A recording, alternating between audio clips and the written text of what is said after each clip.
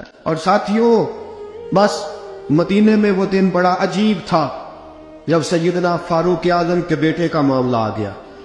آج 60 سال کا بوڑھا عمر ابو شامہ حضرت عمر کے صاحبزادے، یہودیوں نے سازش کر کے انہیں نبیذ پلا دی۔ نبیذ جائز تھی، نبیذ کیا کہ شراب پلا دی۔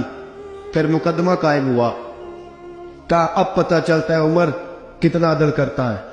سیدنا فاروق اعظم کے پاس گواہ آئے، صاحبزادہ اندر کھانا کھا رہا تھا، فاروق اعظم نے گریبان سے پکڑا، کھینچ کے لائے، فرمایا ابو شامہ چل، تو نے شراب پی ہے، تجھے کوڑے مارے جائیں گے، تیرے لیے 100 یا 80 کوڑوں کی سزا تیاری کر لے۔ ابو شامہ کہتے ہیں کہ ابا جی انہوں نے نبیذ تئی تھی، شراب پلا دی۔ فرمایا تو نے پی کیوں؟ تو نے پی کیوں؟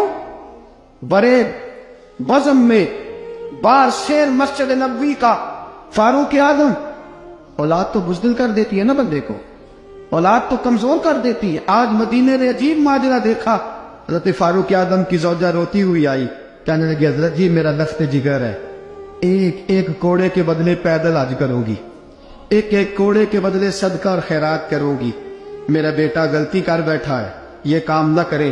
آپ نے فرمایا تو مجھے کہتی ہے میں یہ کام نہ کروں؟ تیرے حج اور تیرے کوڑے کیا کرتے؟ تیرے حج اور صدقے کیا کرتے ہیں؟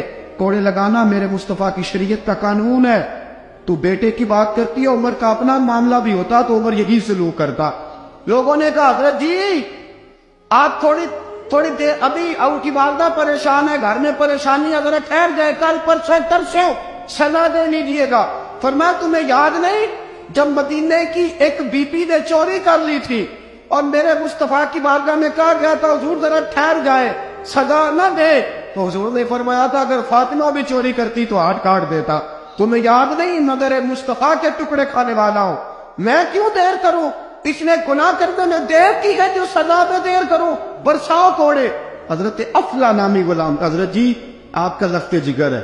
فرمایا لخت جگر نہ دیکھ، مصطفیٰ کا قانون دیکھ، میرا بیٹا نہ دیکھ، مصطفیٰ کے قانون کا قیام ضروری ہے۔ اگر علی بیٹے کی قربانی دے سکتا ہے، اگر لوگ فاطمہ کے بیٹے کی قربانی یاد رکھیں گے تو تاریخ کبھی بھی عمر کے بیٹے کی قربانی نہیں بھولے گی۔ فرمایا غلطی سے ہو گیا یا جیسے بھی، اسے خیال کرنا چاہیے تھا، کوڑے لگاؤ۔ 80 کوڑے لگے تو بیٹے کی روح پرواز کر گئی۔ جب جوان بیٹا کسی کا، کوثر نیازی نے کہا تھا باپ کا جنازہ اٹھانا بڑا آسان، پر بیٹوں کے جنازے اٹھانے بڑے مشکل ہیں۔